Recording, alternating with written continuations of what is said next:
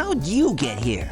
You can definitely tell that this was a game that was made very, very quickly, and without, like, I don't want to say a whole lot of thought or care, because that's obviously not true. It has a fun gameplay loop, it's a fun experience overall. I have seen some people say that, like, this game wasn't talked about very much after the fact, and that's probably why Fury Bowser wasn't really talked about in any substantial way.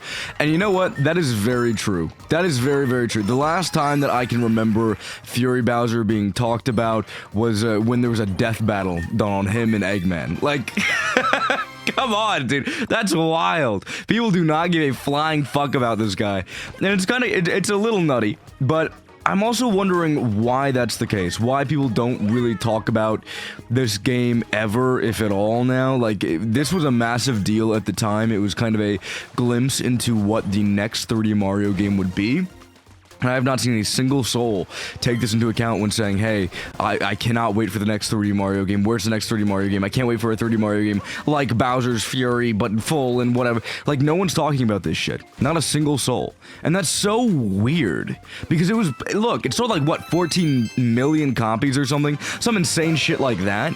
And I know that people weren't buying it just for 3D World. I know that to be a fact, bro. No one was buying this shit for 3D World. It was mainly for this shit, and I am very, very, very confused as to why it doesn't have the amount of, I suppose, recognition, conversation, literally any form of any conversation surrounding it whatsoever. And maybe part of that is, again, we are in a kind of phase in this game where we can see that it is definitely not the most solid thing ever. So what I mean by that, right? We are kind of in the cleanup phase for this first half of this first section of the game, where we are finding ourselves just kind of running back and forth and back and forth and back and forth and back and and by the way, also back and forth and back and forth and back and forth between these different islands, and just kind of collecting a bunch of random cat shines that are just kind of stragglers. And you have to leave each island and go a decent distance away from them in order for the island to reset and for them to show off the cat shines that you are missing. So you gotta just have to run back and forth in this like little fucking triangle, and just make sure that you are collecting everything effectively. And oh look, there's this new thing here. Look, it's a Shadow Luigi. Wow, oh my god. And then they do this like same thing over and over, the same song and dance, where they add the exact same thing to each island. It'll be like a cat shine in a cage, and you gotta run around and find a key. You gotta run around and kill Luigi, and then that's kind of it. You know, there's not a whole lot of diversity when it comes to cat shine, I suppose, activities, right? And I think the result is that the game does feel like it's very much a side project that was meant to test out an idea and meant to come out really fast, and then they just fucking put this shit on the back burner and we're like, alright, we're not gonna think about it again. Maybe that's why people aren't talking about it. It's not the most crazy thing ever. I don't know, dude. There's also like, there's this really interesting way you can take it, right? Where like, maybe, by the way, this is what I'm talking about, bro. Look at this shit. We've already fucking fought enemies on this, but now we're fighting Magic Koopas. Whoa! Like the most nothing burger change to the formula I've ever seen. And it's still like fun. It's very, you know, it's easy to run around and do these things all over again.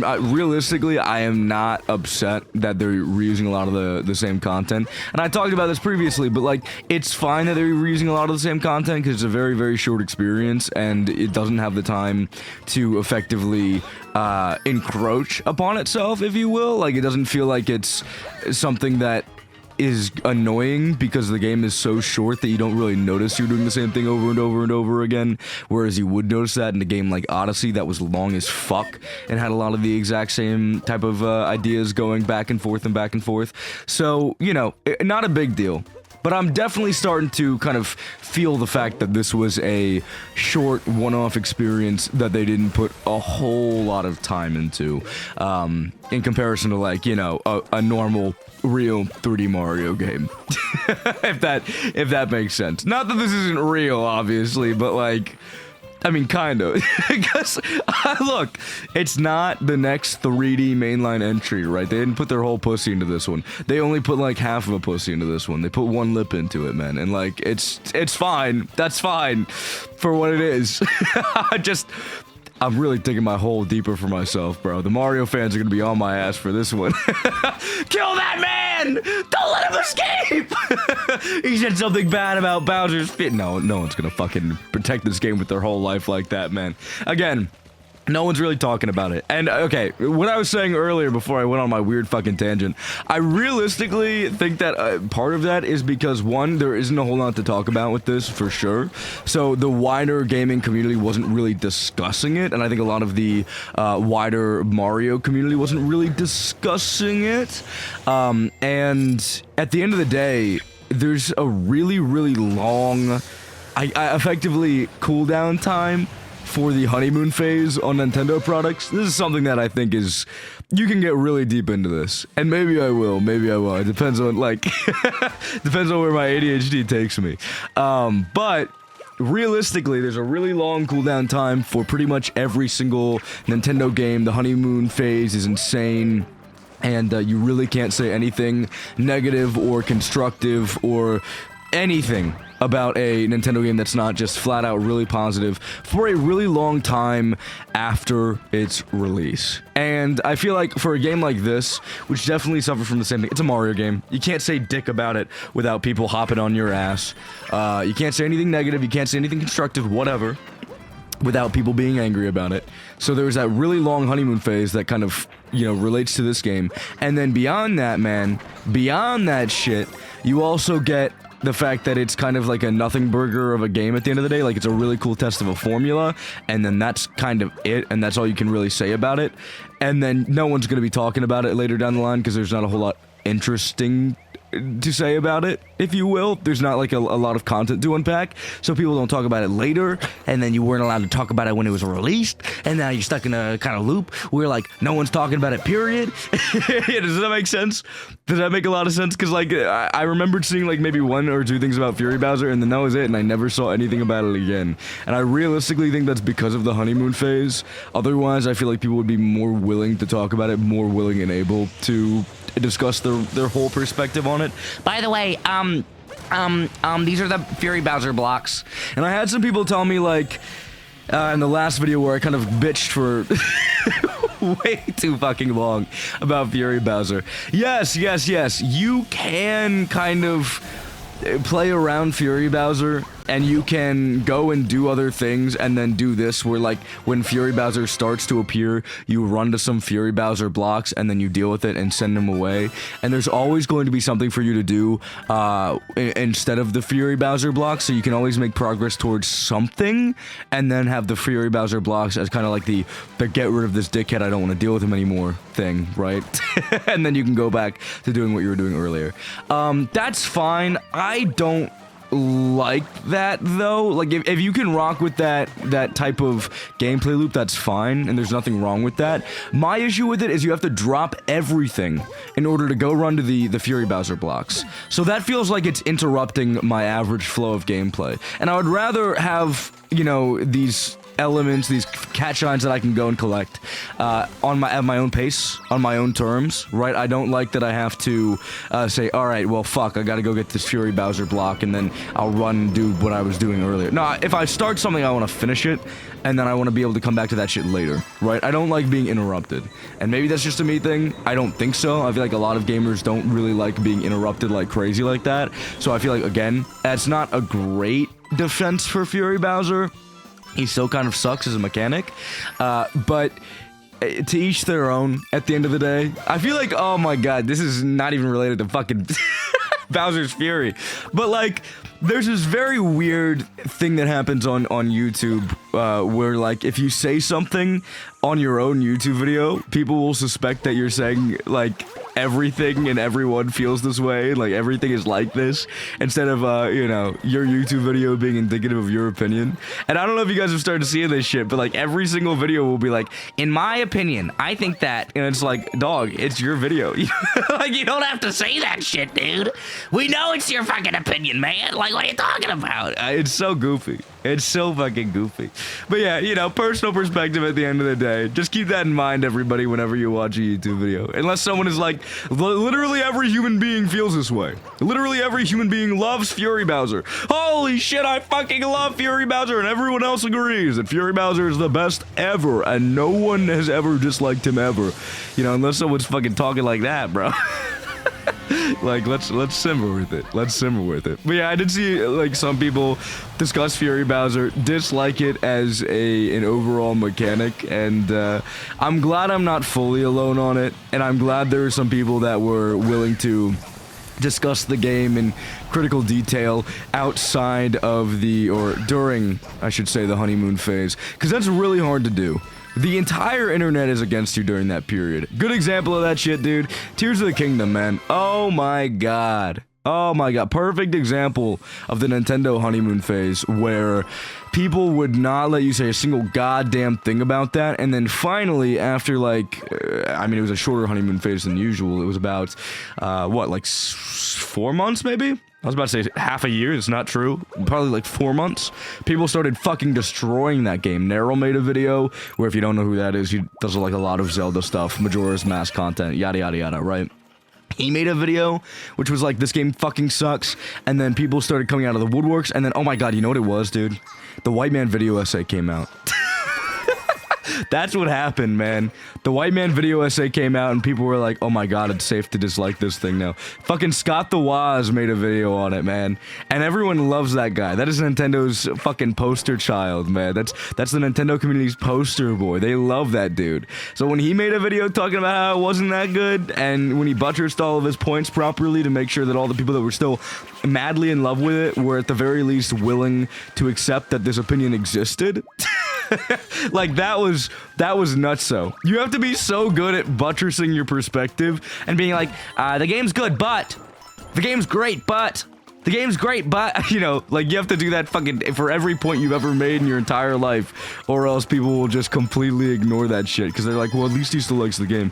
But I like the game, but yeah, I can see that. I can see that. Because, like, oh my god, having small qualms with a game doesn't fucking mean you hate the entire thing. I fucking love this game, dude. I'm having so much fun going back and running through this shit. This game's awesome. I know I've bitched about it for, like, 90% of the runtime of this series, dude, but, like, it's a really fucking cool game. I think a lot of the interesting aspects that you can talk about aren't necessarily with what's working, because I feel like everyone has already discussed what's working. It's an incredibly cool concept and a really cool way to kind of shake up the 3D Mario formula and incorporate power-ups into a 3D Mario space. It's fucking awesome. Like, it works so well. And, you know, everyone's talked about that, but not as many people have talked about what doesn't work. And, you know, I wanted... It's more interesting. Flat out.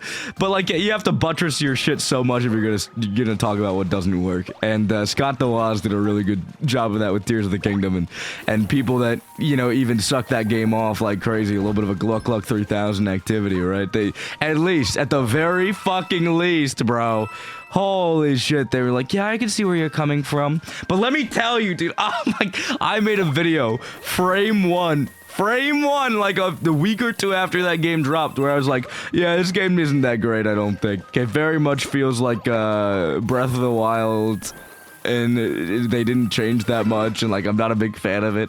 What a great Mario video, by the way.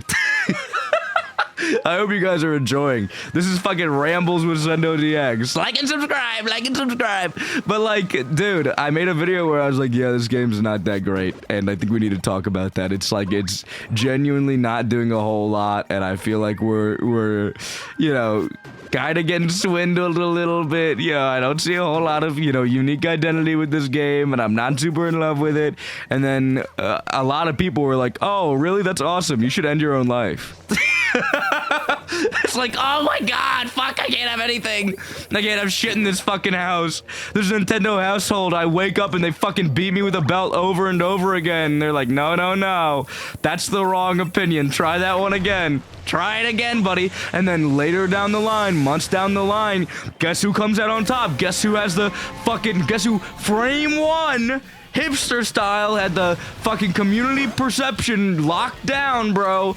Guess whose opinion whose entire fucking opinion on the game is now common knowledge and common consensus. Oh, but fucking kill that guy. Yeah, whatever. All right, okay, whatever, man. Yeah, no, chat, rip that guy's balls off type shit. Fuck you. Fuck you, man. I was right, you were wrong. I was hipster, you were stupid. Oh my god, that game just brought out the worst in any Nintendo community, really, man. I mean, like, okay, here's the thing, right? I understand that this is the fucking Ghibli for a lot of people, right? This is the Ghibli of video games. Where, like, realistically, this formed a lot of people's childhood. Like, Nintendo, Mario, Zelda, all of that shit. It's such a core part of, like, such a wide variety of people's childhood. Such, like a broad generation of people's childhood, right? That it's very understandable that people hold this in such a high regard. Because just like Ghibli, people will not allow you to say a single terrible thing about it, right? Because it's part of their childhood. But I think it needs to be stated that just like any other piece of media, just like any other piece of art, there's room for improvement, there's room for criticism, there's room for shit-talking even your favorite game from your childhood. There's room to talk shit about Mario Galaxy, Mario Galaxy 2, Mario Sunshine, Mario 64. They all have their own fair share of problems. No video game is perfect, and there's ways to take perfect video games and dissect them in a way that, you know, can really uncover a lot of uncomfortable truths about them. Like, oh my god, yeah, maybe that thing wasn't working perfectly, and oh my god, maybe we should go revisit that, because maybe we can switch it up and change things to a point where, oh, we can make it even better, and for the future generations, we can provide them with even better content. Holy shit, you know? There's always room for improvement, right? There's always room for discussion. There's also room for discussion about, like, Nintendo business practices. I feel like that's something that you really can't talk about. You know, kind of like, oh man, bringing it back to Ghibli, bro. You know, kind of like how Hayao Miyazaki is a bit of a PDF file, you know? Like, he's kind of a fucking freak. You know, there's room to talk about how Nintendo is not, you know, the fucking poster child of consumer focused practices, you know? Like, it's fine. It's fine. I'm really digging my own grave. People are gonna be so upset about this, dude. I decided to make a video called Fuck You, Nintendo fans. Let's talk about the things that you're least comfortable talking about. The honeymoon phase and Nintendo being a bad company. Ah, shit. Like, it's fine, man. It's fine. It's okay to think about those things. I fucking love this game. I love 90% of Nintendo experiences. You know, like, realistically, they've only started having, like, some stinkers, like Mario and Luigi Brothership recently. Like, they've been consistent to a fault for a long time. For a really long time, especially post-Switch release. From 2017 until, like, last year, bro. They've been consistent to a fault, dude. But, like, you know, it's okay to, like, you know, say this company is bad, but I still like and play their games, you know? This company is really terrible. It removes a lot of fan content. They're kind of fucking assholes. They hate you. They formed your childhood, but they kind of fucking hate you. Like, it's okay. It's okay. We all have those companies that we go to bat for, and we love, even if they're terrible companies. But, you know, you can also accept that they are not the greatest. Anyways, thanks for watching. Happy Rainbow Time. Yay!